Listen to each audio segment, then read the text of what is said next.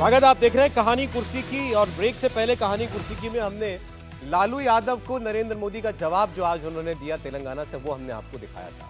जब लालू यादव ने पता नहीं क्या सोचकर कोशिश की कि परिवार पर घेरा जाए नरेंद्र मोदी को, नरेंद्र मोदी ने कह दिया कि मेरे तो 140 करोड़ जो देशवासी हैं मेरे सब परिवारजन हैं। क्या कहेंगे लालू यादव? अब बिहार की बात चली थी तो फिर बात चल पड़ी कि यादव वोट क्या इस बार बीजेपी को मिलेगा। वैसे तो मिलता है हर बार चुनाव में, और नरेंद्र मोदी का जब चुनाव होता है तो उसमें ज्यादा मिलता है।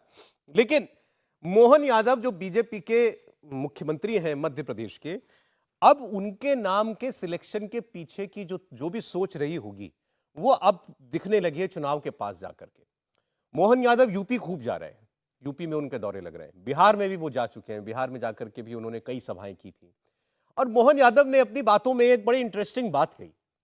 उन्होंने कहा आप सोच सकते हैं कि मैं यादव हूं, मेरे नाम करके मेरी जाति के कितने वोट होंगे जहां से मैं चुनाव लड़ता हूं। उन्होंने कहा गिनती के वोट है, लेकिन फिर भी मैं वहां से चुनाव लड़ता आया, मेरी पार्टी मुझे टिकट देती आई, मैं जीता। उसके बाद पूरे प्रदेश में कितना यादव वोट होगा, मुझे मुख्यमंत्री बनाया गया। मतलब वो ये कह रहे हैं मेरी पार्टी ने ये नहीं देखा कि मुझे मुख्यमंत्री बनाने से या मुझे टिकट देने से मुझे कितना यादव वोट मेरे प्रदेश के अंदर मिल जाएगा। लेकिन एक बात सही है, अब वो जहां जहां घूम रहे हैं तो वहां लोग उनके नाम के पीछे लगा ये सरनेम वो जरूर देख रहे हैं। अखिलेश यादव भी इस पर रिएक्ट कर रहे हैं, बिहार के नेता भी इस पर बोलने लगे हैं। और मोहन यादव ने एक नया नारा भी दे दिया, जय यादव जय माधव। ये भी कह दिया, फिर कान्हा जी को कैसे भूल जाएंगे, कृष्ण जी को हम कैसे भूल जाएंगे। आपको सुनाते हैं मोहन यादव की बात, और फिर अखिलेश यादव मोहन यादव पर क्या बोले ये भी देखेंगे। जिस बात को लेकर के कई लोगों के पेट दुख रहे हैं, लोग तो इतना ऊंचा सोचते हैं, मैं तो सोचता भी नहीं हूं। मुझे तो नाम लेने में भी कष्ट होता है, अच्छा नहीं लगता है, थोड़ा संकोच करता हूं। क्योंकि हम जिनकी जय जयकार करते भगवान कृष्ण की, उन्होंने राजनीति को अपने घर में नहीं आने दिया। लेकिन लोगों को समझ में नहीं आता, मेरे आने के पहले एक सभा करके जान करते इस सभा को बिगाड़ने का प्रयास कोई करता है, अपने लोगों को सावधान करने का प्रयास करता। अभी तो हमने कुछ किया ही नहीं है, अभी तो अपने लोगों से मिलने ही आए हैं और निमंत्रण देने आए हैं।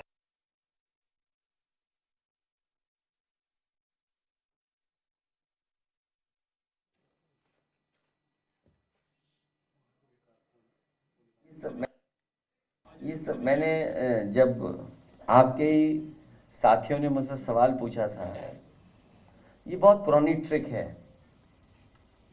और बीजेपी होशियार है।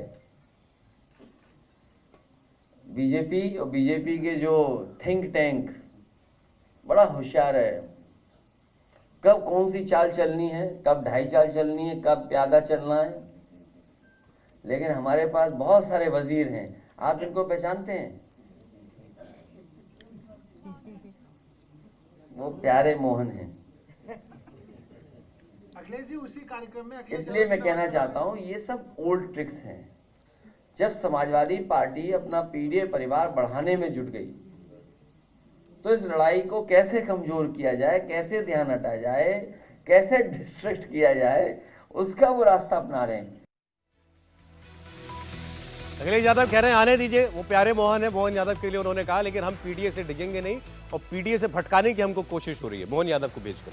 देखिए, बहुत अच्छा मुझे लगता है कि इसका जो मोहन यादव जी बिहार में जा रहे हैं, इसका बहुत असर पड़ने वाला है आने वाले दिनों में बिहार की राजनीति में। जो ये कहा जाता था कि माई कॉम्बिनेशन है, जिसमें यादव मुस्लिम कॉम्बिनेशन है, ये टूट नहीं सकता है। खास करके जो यादव मतदाता हैं वो टूट नहीं सकते हैं। मुझे लगता है ये तिलस्म जो है 2019 के चुनाव में भी टूटा था, और ख़ास करके लोकसभा में तो बुरी तरह पिटे थे। तो मुझे लगता है कि इस बार भी दोहराया जाएगा। और ज़रा देखिए इस देश की राजनीति की विडंबना देखिए कि एक समय था हेमवंती नंदन बहुगुणा कहाँ से लड़े, मधु दंडवते कहाँ से लड़े, जॉर्ज फर्नांडिस यहाँ से जाकर के मुजफ्फरपुर से चुनाव लड़ते थे। और तब हम लोग विद्यार्थी हुआ करते थे कॉलेज के, हम लोग जयकारा बोलते थे। मतलब कभी ये सोचा नहीं कि ये जाति के नाम पर ये इतने बड़े बड़े स्टॉलवर्ड, बड़े हम लोग ये खुश होते थे अच्छा ये समाजवादी नेता इस कॉन्स्टिट्यूएंसी से लड़ रहे हैं, तो वो कॉन्स्टिट्यूएंसी अपने आप को धन्यभागी समझता था। कभी नहीं ये देखता था कि ये होता। ऐसा नहीं है कि जाति हमारे देश की राजनीति में रही नहीं है, रही है, लेकिन जिस प्रकार से इन चिरकुट नेताओं ने इस देश की राजनीति को जातियों के साथ जोड़ करके और उस पर कि ये जितनी जिसकी जिसकी जितनी संख्या भारी उतनी साझेदारी। अरे भाई, तो ऐसे 25% तो इस देश की जातियां हैं जिसकी संख्या 0.000, उनका क्या होगा भाई? सही बात है। उनका क्या होगा? इनका समाजवाद जो है ये यादवी समाजवाद लाने की कोशिश में थे, और यादवी समाज में भी अपने परिवार की यादवी समाज, कुटुंब सही की बात है। यादवी या तो समाज केवल में। या तो उनका भी कोई भला हो गया मैं बता रहा हूं, इन्होंने क्या किया, राजनीति में अपनी कम्युनिटी आइडेंटिटी से अपने परिवार की आइडेंटिटी को खड़ा किया और कम्युनिटी को छोड़ दिया, अपनी आइडेंटिटी अपने परिवार का इन्होंने आगे बढ़ाया। मुझे लगता है ये सही समय है, देश बहुत आगे बढ़ गया है। देखिए, अब बात चूंकि बिहार से शुरू हुई थी, तो लालू यादव जी ने जो भी सोच करके वार किया हो नरेंद्र मोदी पर कि ये पूछ करके तुम्हारा परिवार क्यों नहीं है, बीजेपी के सारे नेताओं ने शुरुआत की, उनके अध्यक्ष ने, जेपी नड्डा ने और तमाम मंत्रियों ने, नेताओं ने लिखना शुरू कर दिया है अपने नाम के आगे मोदी का परिवार। सब ट्विटर की बायो में लिख रहे हैं मोदी का परिवार। अब यहां से अभियान एक नया शुरू हो गया। अब ये जितना हम लोग बीजेपी को समझते हैं, बात करते हैं, मतलब अब इसको एक कैंपेन बनाएगी भारतीय जनता नहीं, ये आने वाले दिनों में ये कैंपेन हो गया। हर आम आदमी लिखेगा अपने नाम के आगे। चला दिया, मैं भी चौकीदार हूं। कल से यदि जनसभाओं में, ठीक बताया आपने, मैं भी चौकीदार। कल से जो सभाएं होंगी उसमें मोदी का परिवार ऐसे टी शर्ट होंगे, ऐसे कैंपेन के पोस्टर होंगे, और मुझे देखिएगा ये भारी पड़ने वाला है उन पे। कुछ कह रहे थे आप? नहीं, मैं ये कह रहा हूं कि देखिए, कल मंच जब सजा था वहां, तो ऐसे बहुत से नेता थे, लेकिन सबसे ज्यादा देर तक बातचीत करते हुए दो नेताओं की तस्वीर आई। एक थे राहुल गांधी जी और उनके बगल में लालू प्रसाद यादव जी। बहुत कुछ समझा रहे थे। अब पता नहीं वो समझने समझाने में राहुल जी का वो चौकीदार चोर है वाला आइडिया कुछ दिख गया क्या, मतलब उनको समझ में आ गया। तो वो चौकीदार चोर है था, तो मैं भी चौकीदार आया। अब पूछ रहे हैं तुम्हारा परिवार कौन है, तुम्हारी संतान क्यों नहीं है, तुम्हारा बच्चा क्यों नहीं है। अब इस देश के लोग कहेंगे कि परिवार है। और यही नहीं कि कोई नरेंद्र मोदी है, देश का जो भी प्रधानमंत्री नेता होता है उसको हर आदमी अपना मुखिया मानता है, परिवार के मुखिया के तौर पर देखता है। ये कोई नई चीज नहीं है, लेकिन कोई इस तरह से हमला किसी के ऊपर नहीं करता। कोई इंदिरा गांधी के ऊपर कोई किसी तरह का हमला नहीं हुआ था, कोई जवाहरलाल नेहरू के ऊपर, उनके ऊपर निजी आक्षेप लेकर कोई कुछ नहीं करता था। सोशल मीडिया को आप छोड़ दीजिए, सामान्य लोग क्या चर्चा करते हैं वो एक अलग वर्ग होता है। आज लालू प्रसाद यादव ने जो पटना गांधी मैदान की रैली में जो कल किया है, उसका जिस तरह से नरेंद्र मोदी जवाब दे रहे हैं, और जो ये कैंपेन है, देखिए पीड़ा तो कई तरह की है। मोहन यादव जब वहां पटना में गए थे एक मंच पर, फिर आए लखनऊ में आए, और अब जा रहे हैं वो अयोध्या दर्शन करने के लिए। बिल्कुल। ये पहुंच गए कैबिनेट के साथ, पहुंच गए अपनी कैबिनेट के साथ। ये सब कुछ इन दोनों परिवारों को संकट में डाल रहा है राजनीतिक तौर पर, और शायद यही वजह है कि उसमें उनको रणनीति नहीं समझ में आ रही। पहले होता था कि ठीक है भाई, किसके ऊपर हमला करना है, वो अटल बिहारी वाजपेयी, वो लाल कृष्ण आडवाणी, कुछ भी बोल दीजिए आप। अब आपके सामने जो खड़ा है वो किस जाति का नेता है, वो पिछड़ी जाति की तो नेता है ना, उत्तर प्रदेश से लेकर बिहार से लेकर पूरे देश में। तो मुझे लगता है कि ये जो टाइम मशीन में थोड़ा पीछे चल रहे हैं, आगे आने की जरूरत है। क्योंकि मोहन यादव की बात हुई, अब मोहन यादव ये कह भी रहे हैं मंच से, तो सोचिए क्या गलत कह रहे हैं इसमें। वो ये कह रहे हैं कि भाई मैं मोहन यादव, मेरे नाम के आगे यादव लिखा है, मुझे कौन कितना यादव वोट पड़ता है, मुझे कोई लोग इसलिए वोट करते हैं क्या कि मैं यादव हूं मेरी कॉन्स्टिट्यूंसी के अंदर? ऐसा तो है नहीं, उनकी यादव वोट ही नहीं है। नरेंद्र मोदी की क्या जाति है आप मुझे बताइए। अब वो मुख्यमंत्री है, और नरेंद्र मोदी जहां जा रहे हैं, बनारस की मैं बात कर रहा हूं, बनारस में नरेंद्र मोदी की कितनी जाति है? इस दृष्टि से इस भारत को इस दिशा में ले जाना, ये मैं समझता हूं इस देश के प्रति अपराध की श्रेणी में आनी चाहिए। पूरी भारत की राजनीतिक संस्कृति को बर्बाद करने में इन्हीं चिरकुटों ने ये किया है। तो जो अपने तमगे में अपने बैज पर लगा करके कि हम समाजवादी हैं, इन्हीं लोगों ने इस देश की राजनीतिक संस्कृति को बर्बाद करने का काम किया है। इस स्तर पर आने वाले दिनों में आप देखिए क्या इस देश का नैरेटिव हो रहा है। अब जातियों के आधार पर पार्टियां बननी शुरू हो गई हैं। इसे मैंने लिखा है, अपने एक रिसर्च पेपर हमने इस पर तैयार किया है। आप देखिए, मैं नाम नहीं लेना चाहूंगा क्योंकि वो कोई एक पर्टिकुलर जाति है, कुशवाहा की जाति है 5 कंस्टिट्यूएंसी में, तो कुशवाहा पार्टी बन जा रही है। पटेल की पार्टी है तो पटेल की पार्टी बन जा रही है। एक मांझी की पार्टी बन जाएगी, कुछ कोई और पार्टी बन जाएगा, सदर्न इंडिया में जाएगा। तो आप सोचिए कि इस देश की राजनीति का कितना एक विद्रूप चेहरा जो है हमारे सामने आएगा जब आप जातियों के आधार पर इस देश को खंडित खंडित करना शुरू करेंगे। और तब मुझे अंबेडकर का वो अंतिम भाषण याद आता है कॉन्स्टिट्यूएंट असेंबली का, जिसमें डॉक्टर अंबेडकर कहते हैं कि मुझे लगता है ये देश कहीं गुलाम तो नहीं हो जाएगा, कल नई पार्टियां आएंगी, पार्टियां अपने कहीं हितों के लिए, राष्ट्र के हितों की बलि तो नहीं देंगी। ये सारी पार्टियां जो क्षेत्रीय पार्टियां हैं, जो समाजवादी पार्टी के नाम पर अखिलेश की पार्टी है, या इन्होंने क्या किया है? इनके पास देश का विजन नहीं है, इनके पास प्रदेश का भी विजन नहीं है, इनके पास सिर्फ अपने परिवार के लिए विजन है, इसके अतिरिक्त और वे जाने समीर जी, देखिए, प्रधानमंत्री मोदी ने क्या कहा था। प्रधानमंत्री मोदी कहते हैं कि देश में सिर्फ 4 जातियां मेरे लिए, युवा, गरीब, किसान के जिक्र करते हैं प्रधानमंत्री मोदी। और आप देखिए, लालू प्रसाद यादव के परिवार को यह डर था कि जो मुस्लिम एमवा समीकरण था उसमें से यादव लगातार टूट रहा है, भारतीय जनता पार्टी को वोट कर रहा है, और इसलिए तेजस्वी यादव को कहना पड़ता है कि यह एमवाई की पार्टी नहीं है, यह बाप की पार्टी, उन्हें उसके अंदर और आगे जोड़ना पड़ता है। अखिलेश यादव कहते हैं उत्तर प्रदेश के अंदर कि अब हम एमवाई की पार्टी नहीं है, हम पीडीए के साथ जोड़ रहे हैं, वो पीडीए का जिक्र करता है। तो जाति की राजनीति करने वाले, मुस्लिम और यादवों की जाति राजनीति करने वाले अखिलेश यादव और तेजस्वी यादव अब दूसरे जातिगत समीकरणों को अपने साथ जोड़ने के लिए देख रहे हैं। लेकिन वो क्या कभी कह सकते हैं कि जो प्रधानमंत्री मोदी ने कहा था कि देश के अंदर सिर्फ 4 जातियां हैं, उन 4 जातियों का समर्थन करते हैं, और इन 4 जातियों के उत्थान के लिए तेजस्वी यादव ने कभी कभी जिक्र किया, अखिलेश यादव ने जिक्र किया।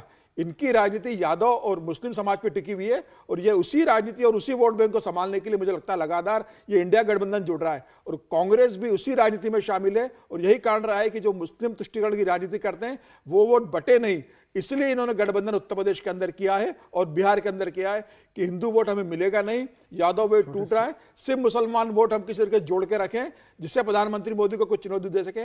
मुझे लग रहा है ये जातिवाद की राजनीति से निकलेंगे नहीं, लेकिन इतना है कि जिस 10 तरीके से प्रधानमंत्री मोदी ने 10 साल के अंदर प्रशासन दिया है, जातिवाद की राजनीति प्रधानमंत्री 2024 में ध्वस्त कर देंगे, चुनाव परिणाम ये बता देगा। सौरभ जी, एक छोटी टिप्पणी कर रहा हूं। देखिए, इस देश में जातियों के आधार पर संगठन बने हुए हैं। अमुक जाति का सम्मेलन होता है, अमुक जाति का सम्मेलन होता है, अमुक जाति का सम्मेलन होता है, लेकिन इस देश का बौद्धिक परिवार, जिसमें पत्रकार आपकी बिरादरी भी शामिल है, पढ़े लिखे प्रोफेसर भी शामिल है, कभी इस पर नकारात्मक टिप्पणी नहीं करते हैं। जब हिंदुत्व का सम्मेलन होता है तो वो उनको सेकुलरिज्म का खतरे में दिखता है, लेकिन यादव का सम्मेलन होगा, कुर्मी का सम्मेलन होगा, ब्राह्मण सम्मेलन होगा, वैश्य सम्मेलन होगा, ठाकुर सम्मेलन होगा, भूमिहार सम्मेलन होगा, तब वो नहीं कहेंगे कि नहीं ये तो खतरनाक है। यानी जातियों के भारत हिंदू समाज को तोड़ने के लिए, जाति खंडित करने के लिए जो चीजें खांचे बन जाए, उसको इस देश का बौद्धिक समाज जो है चुनौती नहीं देता है, उस पर प्रश्न नहीं खड़ा करता है। लेकिन तब वो आकर के, जैसे होता है ना बिढ़नी के खोते से जो कोई बाहर आकर के निकलता है, वैसे ही जब हिंदुत्व की बात होती है जिसमें वैश्य भी हैं, ठाकुर भी हैं, ब्राह्मण भी हैं, भूमिहार भी हैं, पटेल भी हैं, कुशवाहा भी हैं, मांझी भी हैं, तब उनको लगता है कि अरे ये तो हिंदू समाज एकत्र हो रहा है, एकत्रित हो रहा है, संगठित हो रहा है। तब उनको लगता है कि इनकी सारी राजनीति को रसातल में फेंक देगा। इसीलिए कैम्ब्रिज एनालिटिका आता है, इसीलिए राहुल गांधी यात्रा पर जाते हैं और कहते हैं कि नहीं, जाति जनगणना होनी चाहिए। ये देश की राजनीति का ये सच्चाई है। नरेंद्र मोदी ने उस सारी चीजों को, खांचों को पाट दिया है। वो एक नए नायक के रूप में उभरे हैं, और इसका नतीजा बीजेपी को देख रहा है कि जितने भी सर्वे आए हैं, जातियों की दीवारें टूटी हैं और लोग भारतीय जनता पार्टी के नाम पर वोट दे रहे हैं। और उससे भी मैं ज्यादा कह रहा हूं, नरेंद्र मोदी की गारंटी पर लोग जा रहा है। वो आज के दिन में किसी नेता को नहीं देख रहा है, वो नरेंद्र मोदी की छवि उसमें देख रहा है। वो कॉन्स्टिट्यूएंसी में किसी एक व्यक्ति को नहीं देख रहा है, वो नरेंद्र मोदी की छवि देख करके और वहां वोट कर रहा है। यही इस देश की राजनीति की सच्चाई है आज के। ये दीवार तोड़ पाए हैं क्या मोदी? नहीं, मुझे लगता है बहुत हद तक तोड़ दिया है। और चूंकि वो दीवार टूटी है, जिनके हिस्से की टूटी है, उनकी पीड़ा सामने आ रही। अगर ये दीवार नहीं टूटी होती तो जो भारतीय जनता पार्टी 160 से 180 की पार्टी कही जाती थी, 2019 में भी बहुत लोग सोचने लगे थे कि अच्छा ठीक है, मायावती जी को पीएम बना देंगे तो बन जाएगा, नहीं तो भाजपा से ही कोई और नाम होगा, सर्वसहमति का खोजना पड़ेगा, मोदी जी के नाम पर तो तैयार नहीं होंगे। पता चला 282 से 303 हो गया।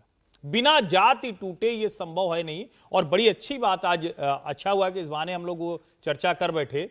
प्रोफेसर रागी जी ने जो कहा, सचमुच हम लोगों को सोचना चाहिए जरा कि लोकतंत्र में क्या जाति के आधार पर हम पूरे चुनाव, राजनीति, जनप्रतिनिधित्व, संविधान बचा पाएंगे, लोकतंत्र बचा पाएंगे? ये बहुत गंभीर मसला है और इस मसले पर जो भी लोग इस हम लोगों की चर्चा सुन रहे हैं या इसके बाद उनके मन में आता है, जरा उनको गंभीरता सोचना चाहिए कि जाति के आधार पर हम देश आगे बढ़ा पाएंगे, संविधान की रक्षा कर पाएंगे, लोकतंत्र की रक्षा कर पाएंगे या नहीं कर पाएंगे।